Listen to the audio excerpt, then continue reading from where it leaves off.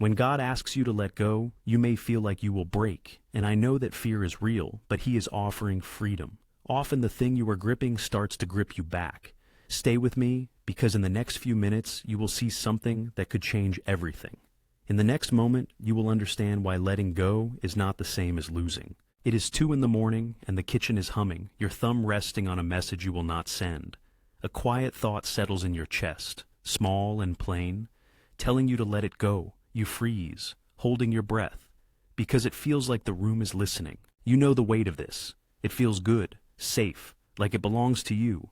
Plans hang on it. People expect it. Then a quiet nudge asks you to let it go, with no plan, no timing, no reason.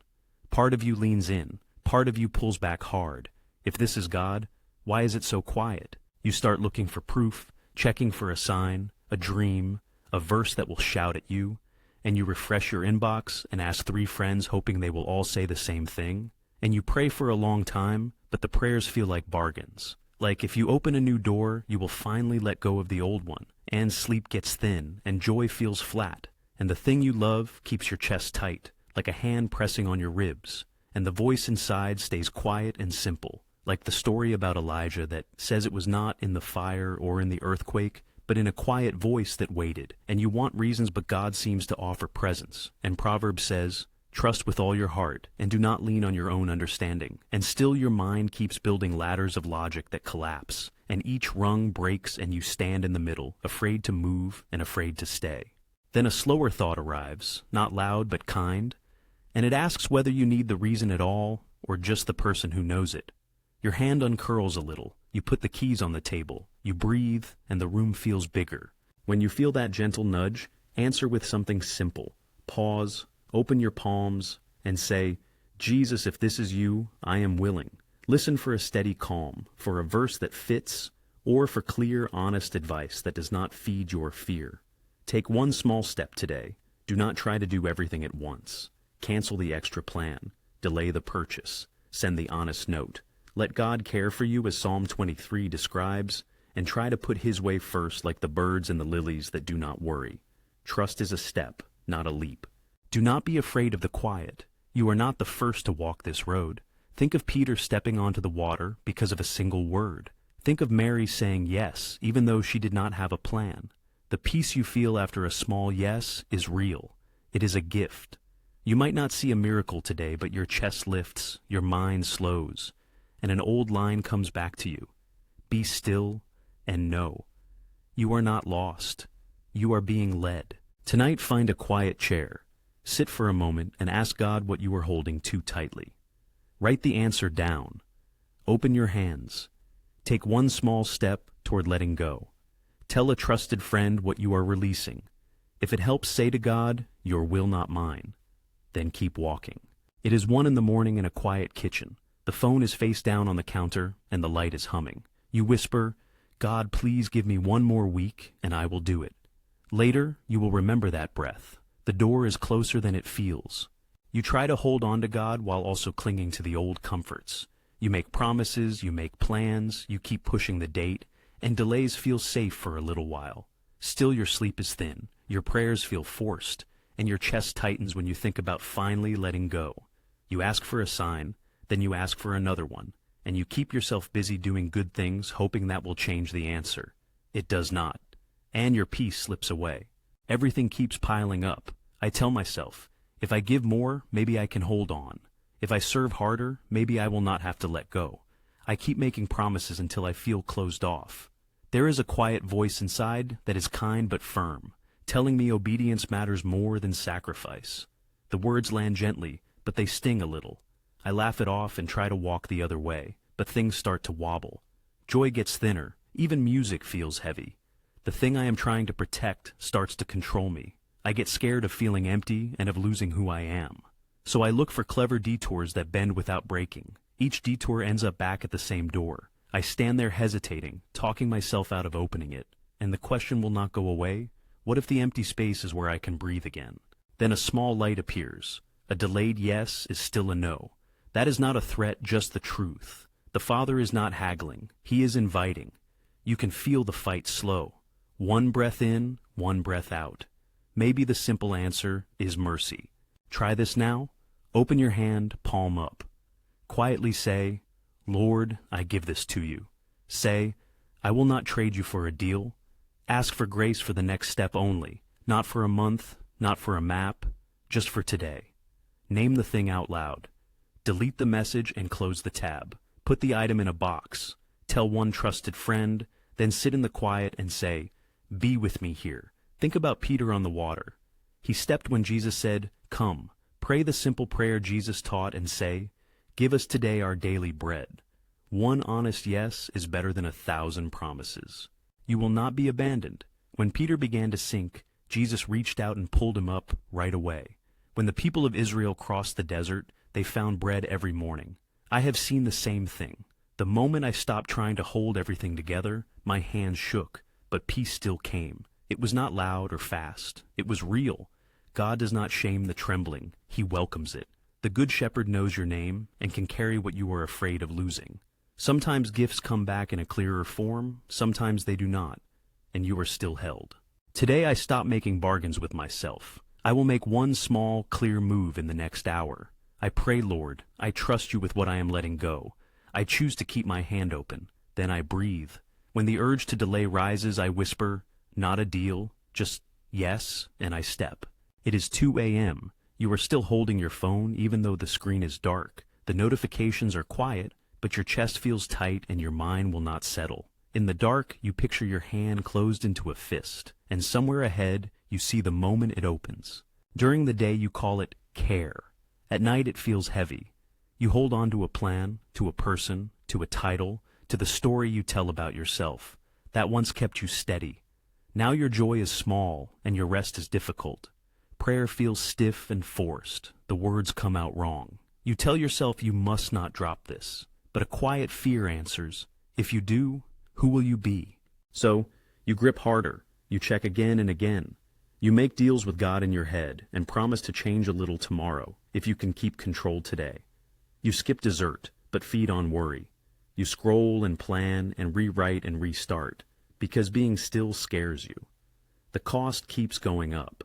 Your neck is tight and you laugh less. Even good news feels like a test. What once felt safe now takes over every hour. Prayer becomes a list of things to fix instead of a real conversation. You add more rules and locks when you are actually being asked to let go. You hold on to old habits that no longer help, and they end up making things worse. You can feel it. This does not feel like peace. It feels like fear trying to look calm. The more you hold on, the smaller your world becomes. Then a quieter thought comes, and for a moment, you relax. What if letting go is not losing, but being held? You remember the words, "Come to me, you who are tired," and you pause and breathe.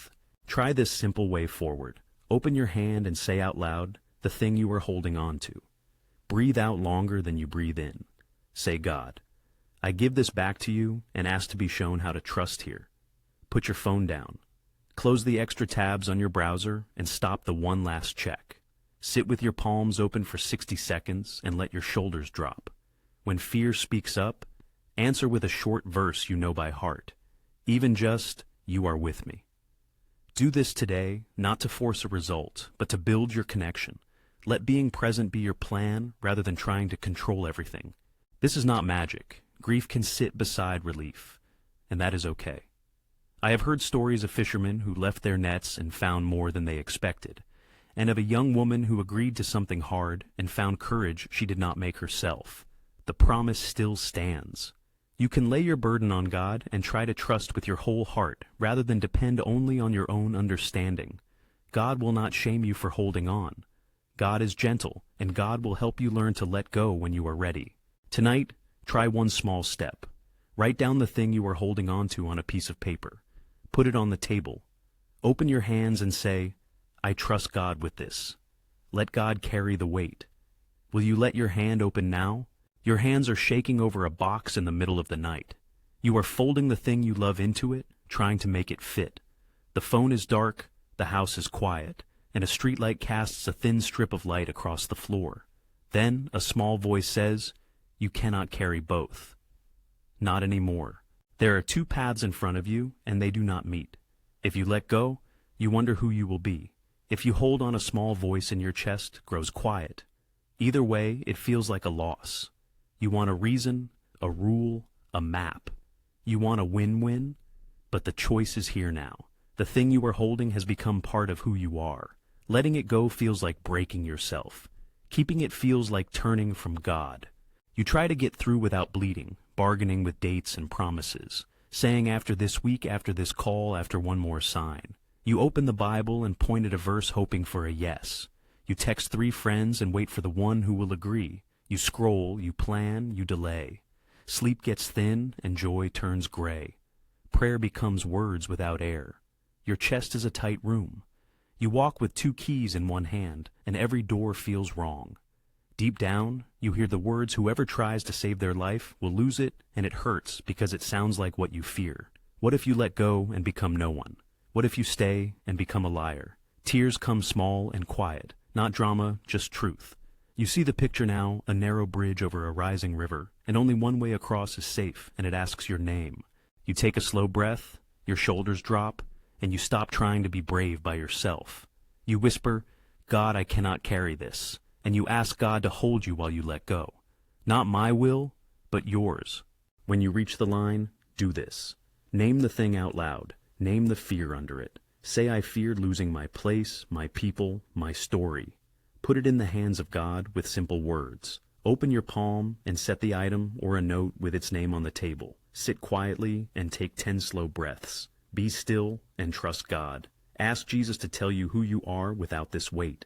Listen. Then choose one small step that matches letting go today, like send the email, delete the thread, return the key, cancel the plan. Expect grief and relief in the same breath. Both are normal. When panic comes back, open your hand again and repeat. Others have been here. Abram left his land with no map, and God met him on the road. Peter left his nets and stepped into something much bigger.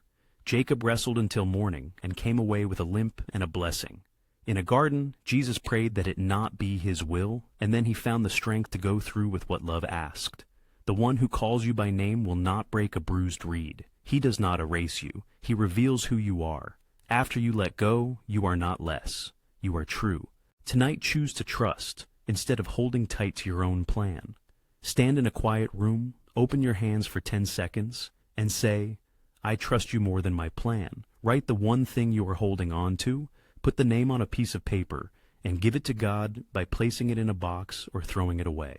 Share this with a friend who is about to make the same choice.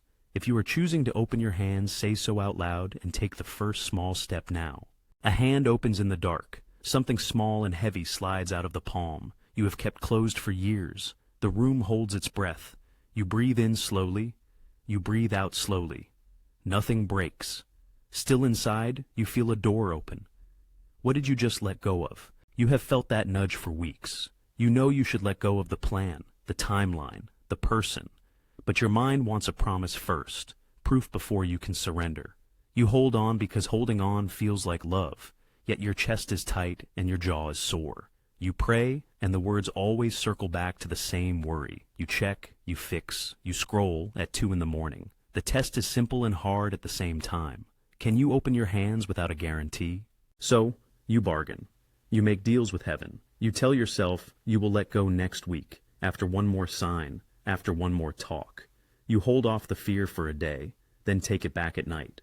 In the car, you rehearse what to say. Late at night, under the ceiling, you count the what-ifs one by one. On Sunday, the songs feel distant. Joy feels weak, barely enough. The more you hold on, the heavier everything becomes. Your prayers feel careful and safe. You remember that old story about food that spoiled when people hoarded it, and you wonder if you are doing the same with your life. Under it all, there is a deeper ache. Who am I without this? If I open my hand, will I be empty? Or worse, will I be unseen? The chain warms against your skin. Then things shift a little, not a thunderclap, just a quiet voice that feels kind, asking you to open your hand. Surrender is not quitting. It is trust. It is placing what you love into hands that are stronger than yours, like when Jesus prayed in the garden and said, "Not my will, but yours." Do it now, simply. Sit down and relax your hands. Uncurl your fingers and name what you have been holding. Say it out loud as if you are handing it to someone who cares more than you do. Breathe in and pause, breathe out and say, I place this in your hands. Imagine setting something down and feeling it settle. Let grief and relief exist in the same breath. They can be in the same room. You may not have proof, and that is okay. Trust can move forward without proof. Today the act itself is enough. An open hand, a short prayer, and a heart willing to be led. You are not the first to go through this. Others have been here before. Abraham climbed a hill with his hands open. A widow gave her last coin and found she had what she needed. Birds do not store food, yet they are fed. God is near the brokenhearted, and he keeps in perfect peace those who lean on him. If tears come, let them fall. Tears help you work through the pain. Peace will come not as noise, but as a calm presence. Tonight, turn off the light and place your hand over your chest. Quietly say, God, I release this into your care, and ask him to lead you. Write the date. If fear comes tomorrow, place your hand over your chest again and keep going. Trust grows one step at a time, not in leaps. The door clicks shut and the place goes quiet. Your phone is face down on the table. Whatever you were holding is gone. The air feels still and a little cold. You wait and listen for anything, for some sign. All you hear is the hum of the fridge. This is the quiet after I surrendered. It feels wide and a little cold. I want to run back and fill the silence with noise, to cover the gap with plans. Did I hear God or only my own heart? Why is nothing changing? There is no dramatic sign, no sudden peace, just a long pause that wears on me. When faith does not bring quick results, I feel unsteady and tired. Your mind starts to bargain. Maybe if you text just to check in. Maybe if you send one more email. Maybe if you ask for a sign by 3 p.m. You open old photos, then close them fast. You scroll until your thumb hurts. You turn on music, then turn it off because even songs feel crowded. You pray, but the words feel stiff and empty. The bed feels too big, the night too long. You compare your life to theirs, and you feel smaller by the minute. Doubt whispers that you made a mistake and that you should run back. At the sink, the tap drips in slow ticks, and every drop seems to say, wait, wait, wait. Your chest is tight and your hands shake. You are tired from waiting for an answer that will not come. You want a map. You get a small hush of nothing. That nothing grows heavy, and it presses on you all the time. A quiet thought comes, not loud or bright, asking you to be still and to notice. And you remember a story about a prophet who heard God in a quiet voice. So you slide your feet to the floor and open your hands. You take one breath in and one breath out, and you decide to stay for one more minute. This is the work now. Stay present in the quiet. Keep a small prayer on repeat. Say, I am here. Make a slow cup of tea and notice the steam. Read a few lines out loud, not to finish, but to listen. Take a short walk and name what you see. A sparrow, a cloud, light on the brick. Ask only for the bread you need today, not for tomorrow. Keep your phone face down. When fear surges, put a hand on your chest and say, God, I trust you for this moment. Do the next kind thing, the next right small task. Trust that the Good Shepherd is near, even if you only feel the shade of his hand. You may not get answers today, but you will get enough light for the next step. Others have stood in this same quiet.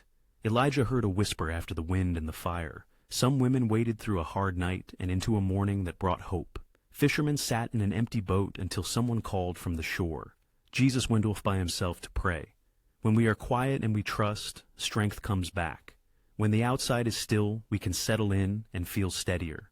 Waiting is not wasted. It is where love learns to be patient and honest. Today, give God 5 quiet minutes. Open your hands and breathe slowly. Let yourself settle.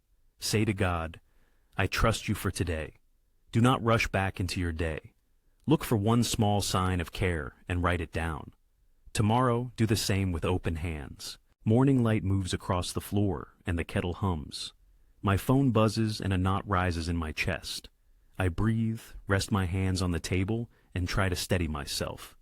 I don't know how today will end, but tonight if I take a different path, I might fall asleep with a small, quiet joy I didn't plan.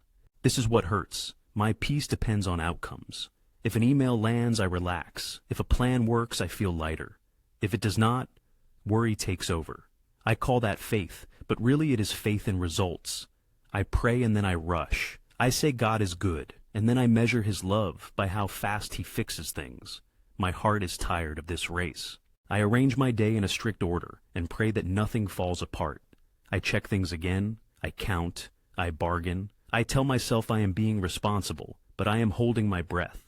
After I try to let go, there is a silence that feels cold and big, and I want to grab control again, because control makes things move and it gives quick answers. The more I hold on, the less joy I feel. I miss laughing at breakfast. I miss small, ordinary moments. I miss the person sitting in front of me because I am focused on a problem I cannot force to change. I remember praying last night that I would let it go.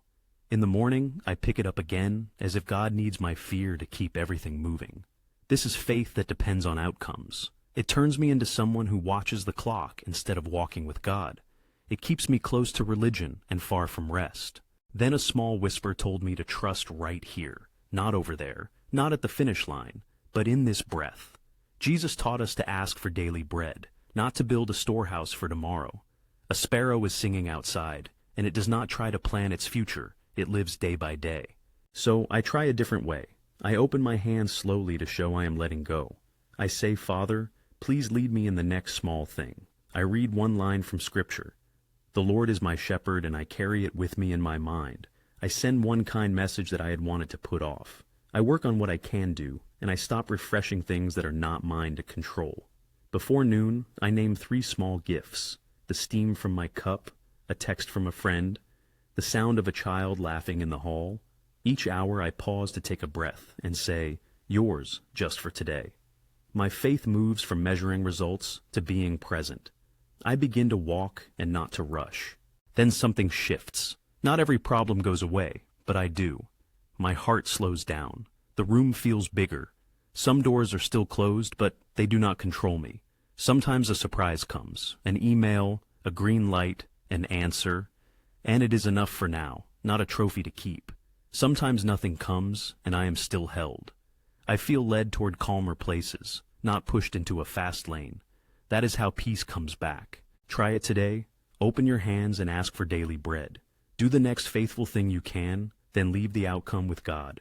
When worry tugs at you, pause and say, I trust God with today. By night, let a quiet joy find you. The door opens on a quiet Tuesday, light on the kitchen table. My phone buzzes once, and the subject line says, we want to work with you. My heart lifts, then it holds its breath.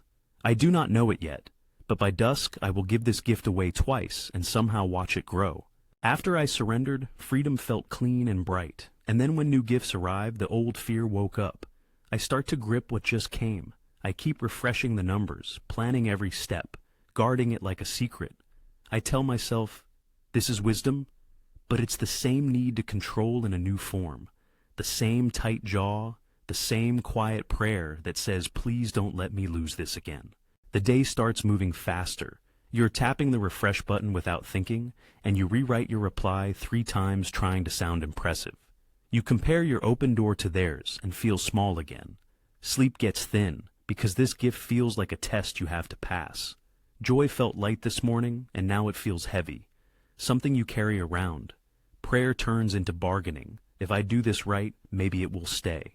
A small voice says, being guarded is safe, but your chest says, it's a prison. Friends begin to look like rivals. Looking in the mirror, you wonder who you are without this new thing. Things that were sweet start to sour when you hold them too tightly. You remember how peace left last time.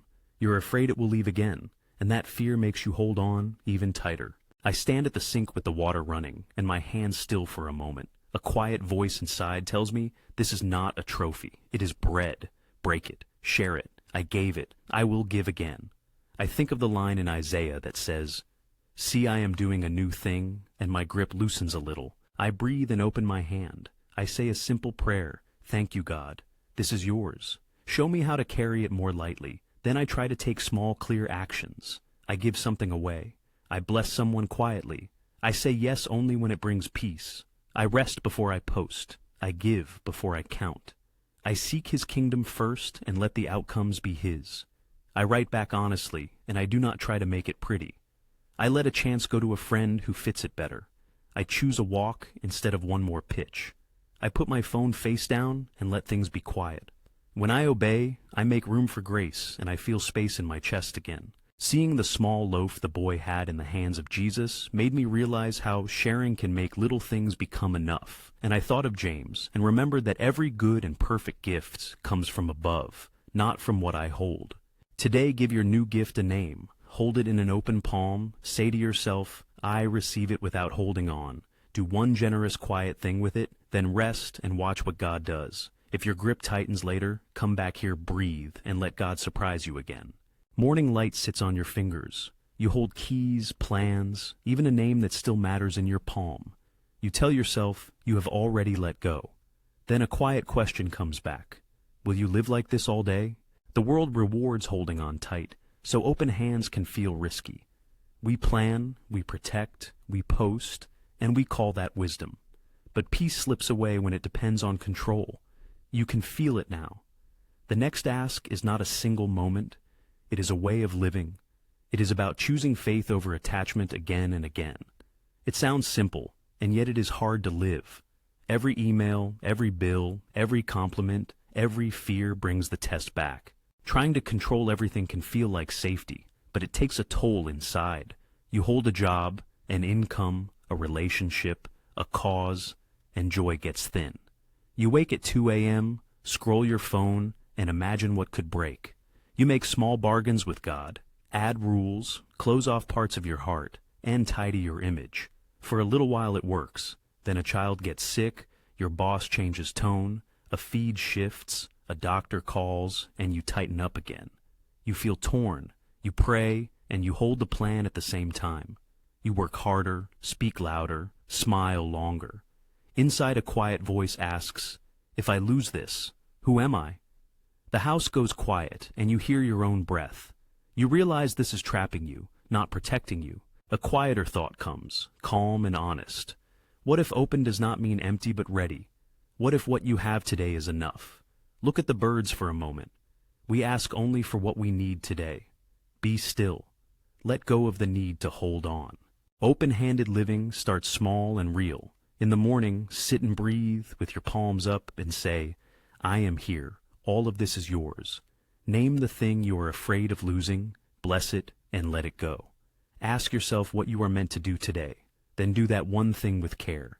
Keep your hands open as you work, plan, and love. You are a caretaker, not an owner. Midday, take 10 slow breaths and notice a simple bit of beauty you did not make. In the evening, look back over the day with Jesus, thank Him for enough bread, put down what is unfinished, and trust that grace will meet tomorrow. Put the kingdom first and let the rest come to you. This way of living is not weak or lazy. It is strong because you choose to trust. You still show up, you still build and take risks, but peace stays because trust stays. Joy grows in a healthy way and does not cling to you. Decisions feel lighter because you are not trying to prove who you are. Closed doors can protect you, and open doors do not own you. You find what you need in unexpected ways. Sometimes a little goes farther than you thought. Sometimes help keeps coming when you least expect it. God knows what you need before you even ask, and His way does not weigh you down so your soul can breathe. Try this now. Open your hands and say quietly, Father, I am yours. Everything I have is yours. Ask Him to lead you today. Pick one small thing to let go of, like give a gift, forgive a debt, cancel one extra commitment, or rest for 10 minutes. Let peace sit with you. Tomorrow, open your hands again.